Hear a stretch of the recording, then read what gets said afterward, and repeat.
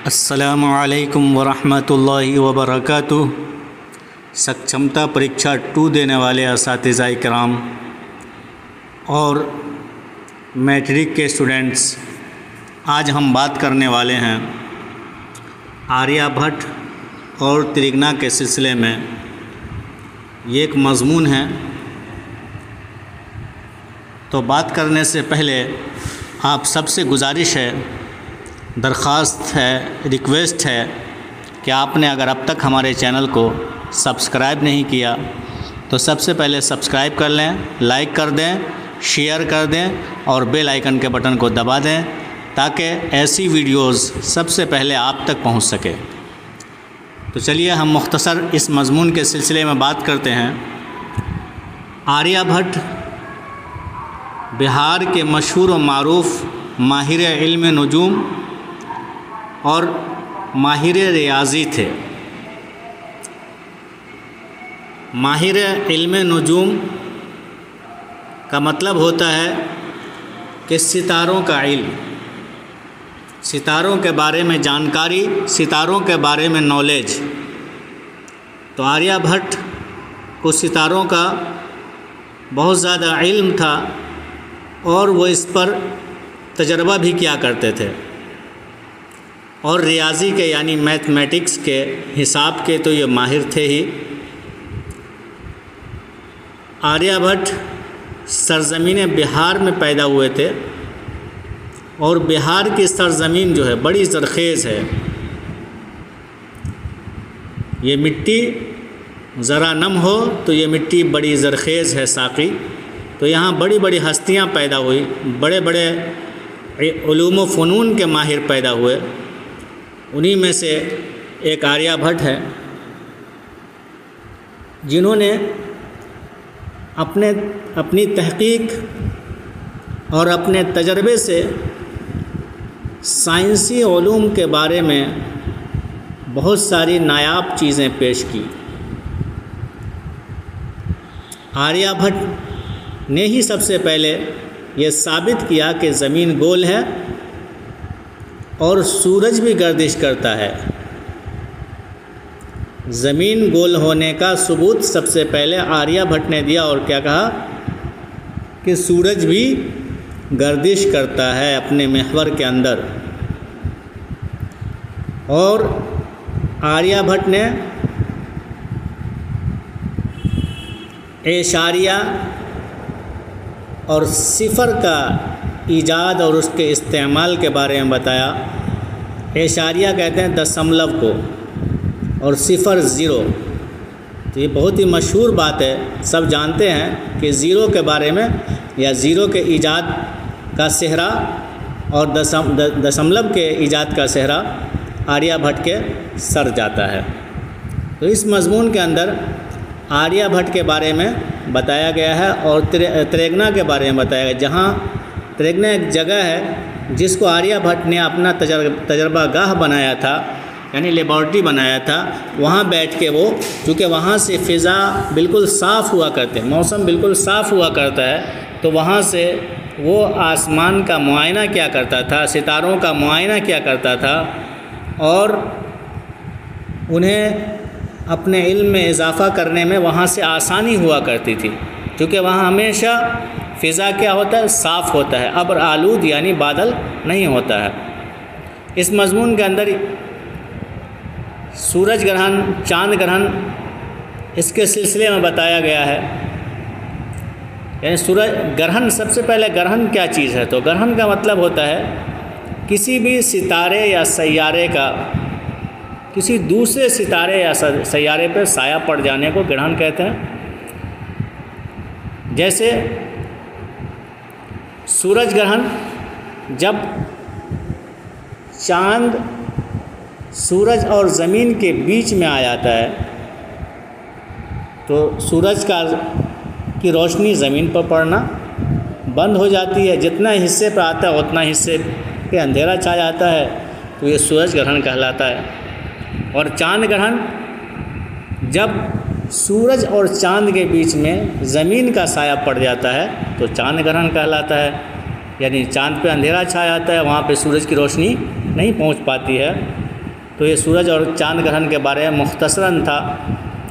चलिए objective question देखते हैं, यानी ऑब्जेक्टिव सवालात देखते हैं। टॉपिक है उर्दू अदब, मजमून, किताब का नाम दरख्शां, आर्यभट्ट और त्रिगना। और ये क्या है, माखूज़ है, इसके मजमून निगार कोई नहीं है बल्कि किसी किताब से लिया गया है। मारूजी सवालात व जवाबात यानी ऑब्जेक्टिव क्वेश्चन आंसर। सवाल देखते हैं। पहला सवाल क्या है, सवाल है आर्यभट्ट की पैदाइश कहाँ हुई, तो इसका जवाब है खगोल। अगला सवाल है आर्यभट्ट की पैदाइश कब हुई, यानी किस साल आर्यभट्ट की पैदाइश हुई, तो इसका जवाब है 476 ईस्वी में। 476 ईस्वी में आर्यभट्ट की पैदाइश हुई। और कहाँ हुई, खगोल में। खगोल जो है वो पटना का इलाका है, इस इलाके में आर्यभट्ट की पैदाइश हुई।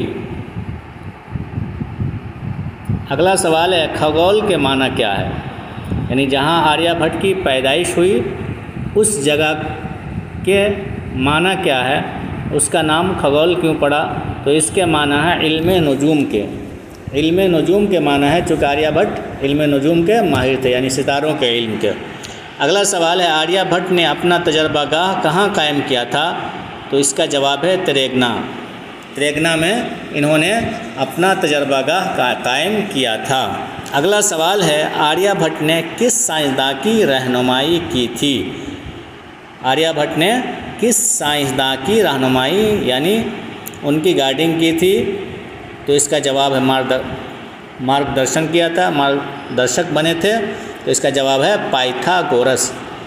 अगला सवाल है हिंदुस्तान में गुप्त दौर को कैसा दौर कहा जाता है, तो गुप्त दौर को सुनहरा दौर कहा जाता है, क्योंकि उस दौर में इल्मी काम बहुत ज़्यादा हुए थे।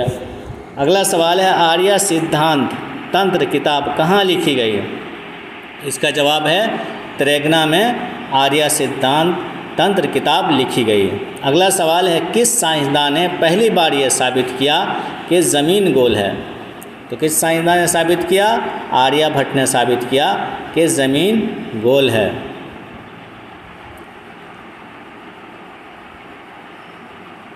अगला सवाल देखते हैं किसी सितारा या सैयारा पर पर्दा पड़ जाने को क्या कहते हैं, तो इसका जवाब है किसी सितारा या सैयारा पर पर्दा पड़ जाने को ग्रहण कहते हैं। सितारा कहते हैं जिसकी अपनी रोशनी हो, सैयारा जिसकी अपनी रोशनी ना हो, जिसे ग्रह कहते हैं, उसे सैयारा कहा जाता है। अगला सवाल है मुल्को बैरून मुल्क के साइंसदान सूरज ग्रहण का मुशाहिदा के लिए कब पटना पहुँचे, तो इसका जवाब है 2009 ईस्वी में। 2009 ईस्वी में पटना पहुँचे। अगला सवाल है 2009 जैसे सूरज ग्रहण को दोबारा देखने के लिए कितना इंतज़ार करना पड़ेगा, कितना इंतज़ार करना पड़ेगा, 123 साल, यानी ऐसा सूरज ग्रहण 123 साल के बाद लगता है। अगला सवाल है सूरज ग्रहण कैसा वाक़या है, तो इसका जवाब है जोग्राफियाई वाक़या। जोग्राफियाई वाक़या सूरज ग्रहण है। अगला सवाल देखते हैं। सवाल है सूरज ग्रहण का वाक़या इंसानों के लिए क्या बना हुआ है, सूरज ग्रहण का वाक़या इंसानों के लिए क्या बना हुआ है, तो इसका जवाब है तजस्सुस का मौजू। तजस्सुस का मौजू बना हुआ है। अगला सवाल है ज़मीन के बाशिंदों को कितनी तरह के ग्रहण से साबका पड़ता है या वास्ता पड़ता है, तो 2 तरह के ग्रहण से, 2 तरह के, एक सूरज ग्रहण और दूसरा चांद ग्रहण। अगला सवाल है आर्यभट्ट का ताल्लुक़ किस दौर से था, तो इसका जवाब है गुप्त दौर से। ये किस दौर के थे या किस दौर में इनकी पैदाइश हुई और इन्होंने अपनी ज़िंदगी बिताई, गुप्त दौर के अंदर। अगला सवाल है आर्यभट्ट की वफ़ात कब हुई, तो इसका जवाब है 564 ईस्वी। इसका जवाब क्या है, 564 ईस्वी। अगला सवाल है चांद किसका तवाफ़ करता है, यानी चांद किसके इर्द गिर्द घूमता है, किसके आसपास घूमता है, यानी किसका चक्कर लगाता है, तो इसका जवाब है ज़मीन का। चांद किसका तवाफ़ करता है, ज़मीन का, यानी ज़मीन का चक्कर ये लगाता है। अगला सवाल है दुनिया का पहला साइंसदान कौन था, जिसने अपनी तहकीक से यानी अपनी रिसर्च से साबित किया कि ज़मीन गोल है और सूरज गर्दिश करता है यानी सूरज भी घूमता है। तो इसका जवाब है आर्यभट्ट। अगला सवाल है, एशारिया और सिफर के ईजाद का सेहरा किस साइंसदां के सर जाता है? सिफर, एशारिया कहते हैं दशमलव को और सिफर कहते हैं ज़ीरो को। तो इसके ईजाद का यानी इस किसने ईजाद किया, तो इसका सेहरा आर्यभट्ट के सर जाता है। अगला सवाल है, ज़मीन किसका तवाफ़ करती है? ज़मीन किसके इर्द गिर्द चक्कर लगाती है? तो सूरज का तवाफ़ करती है यानी सूरज के इर्द गिर्द चक्कर लगाती है। तो असातिज़ा कराम और स्टूडेंट्स, उम्मीद है कि आपको हमारी ये वीडियो पसंद आई होगी। तो आप सबसे गुजारिश है, रिक्वेस्ट है कि आप हमारे चैनल को सब्सक्राइब कर दें, लाइक कर दें, शेयर कर दें और बेल आइकन के बटन को दबा दें ताकि ऐसी वीडियोस सबसे पहले आप तक पहुंच सके। और ये वीडियो ख़ुसूसी तौर पे आपके लिए ही बनाई जाती है, तो आप थोड़ी सी मेहनत कर दें, सब्सक्राइब कर दें, क्योंकि सब्सक्राइब फ्री में होता है, इसमें आपका कोई पैसा नहीं लगेगा। अल्लाह हाफिज़।